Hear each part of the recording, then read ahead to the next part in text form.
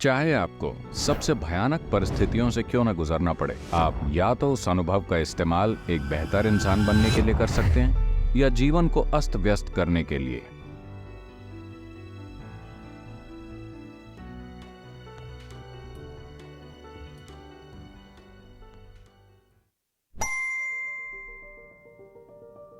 ये एक गंभीर गलती है जो कई पीढ़ियों के लोगों ने की है कि अगर आपको पढ़ना है तो कैसे पढ़ें? मेहनत से पढ़ें। अगर आपको काम करना है तो कैसे काम करें? मेहनत से।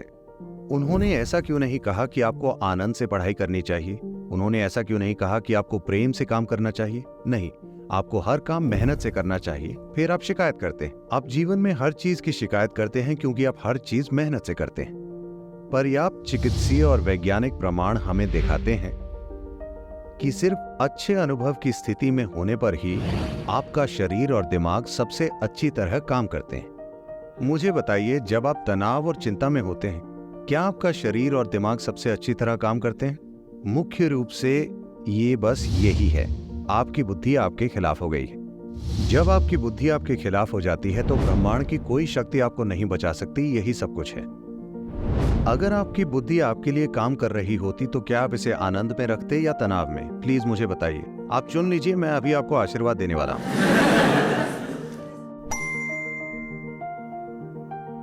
अगर आप काबिल नहीं हैं और मुकाबले में हैं तो आप तनाव महसूस करेंगे। अगर आप मुकाबलों में रहना चाहते हैं तो आपको अपनी काबिलियत पर काम करना हो। अभी समस्या ये है कि आप अपनी इच्छा बढ़ा रहे हैं, न कि अपनी काबिलियत। यही होना जरूरी है।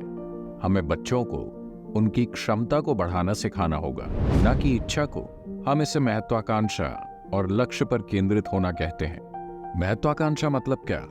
आपने इच्छाएं बढ़ा ली, आप जरूर परेशान होंगे।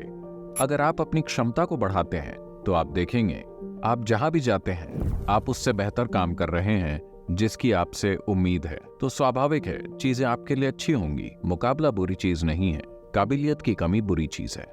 हमें यह समझना चाहिए, अगर आप अपनी क्षमता को बढ़ाने में ध्यान दें तो आप देखेंगे कि हर दिन सीमाएं तोड़ने और कुछ बेहतर बनने में कितना आनंद है। आपको कोई चिंता नहीं कि कोई और कैसा कर रहा है। अगर आप अपनी सीमाओं को तोड़ रहे हों, अगर आप लगातार अपनी क्षमता को बढ़ाने के लिए काम कर रहे हों, तो किसी और को देखने का समय ही नहीं होता कि वो कैसा कर रहा है, क्योंकि इतनी बड़ी चीज आपके भीतर हो रही है। तो कृपया अपनी क्षमता पर ध्यान दें। मुकाबला, आप परेशान ना हो। अगर आप अच्छे हैं तो आप शिखर पर होंगे, वरना कहीं तो होंगे।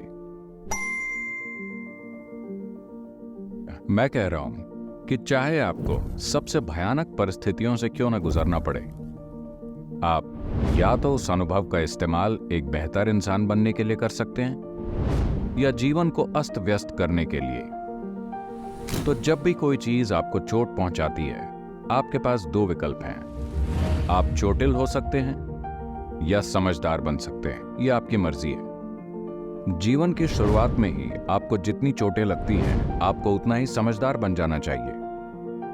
मगर अफसोस कि ज्यादातर लोग चोटिल हो जाते हैं सिर्फ इसलिए क्योंकि उन्हें अपनी ही बुद्धि को अपने खिलाफ पलटने के लिए बस एक बहाना चाहिए, बस। खासकर जब आपके आसपास की दुनिया आपके खिलाफ हो, तो क्या यह बहुत जरूरी नहीं है कि आपकी अपनी बुद्धि आपके साथ हो?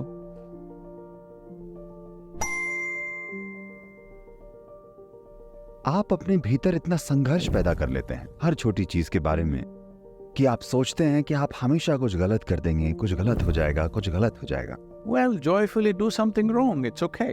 ठीक है, खुशी खुशी कुछ गलत कीजिए, ये ठीक है। कोई नहीं जानता कि वे सही काम कर रहे हैं या गलत। क्या वे जानते हैं? 100% नहीं। तो खुद को ज्यादा परेशान मत कीजिए कि क्या ये सही है, क्या ये गलत है। बस जब आप कुछ करें तो ये देखिए, क्या इससे मुझे और मेरे आसपास के लोगों को खुशहाली मिलेगी? आपके लिए बस यही महत्वपूर्ण होना चाहिए। जब आप ठीक ठाक रूप से संतुलित और स्पष्ट हों और खुश हों, न कि किसी चीज से परेशान हों, तब कोई निर्णय लीजिए और अपना जीवन उसमें लगाइए। कुछ शानदार होगा। शायद आप सही चीज न करें, पर शायद आप एक महान चीज करें। आप शायद एक शानदार काम करें। इतना काफी है। हम जो हैं शायद उसकी तारीफ आज होगी, या शायद उसकी तारीफ कल होगी, या शायद उसकी तारीफ हमारे जाने के बाद होगी।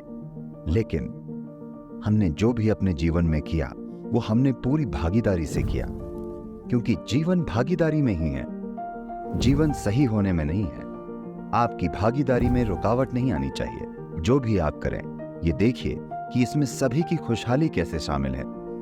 अगर आप सबको खुद में शामिल करते हैं और भागीदारी दिखाते हैं तो ये ठीक है।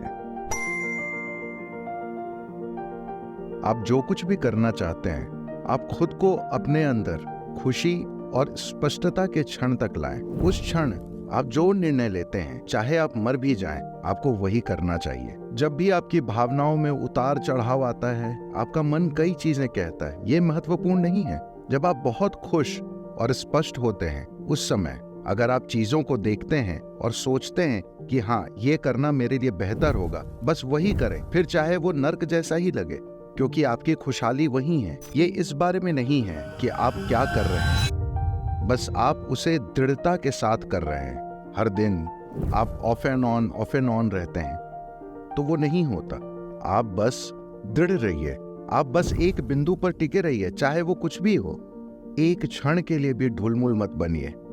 आपने स्पष्टता और खुशी के क्षण में जो निर्णय लिया है, बस उस पर टिके रहिए, जरा सा भी हिले डुले बिना। उससे आपको कोई वंचित नहीं कर सकता।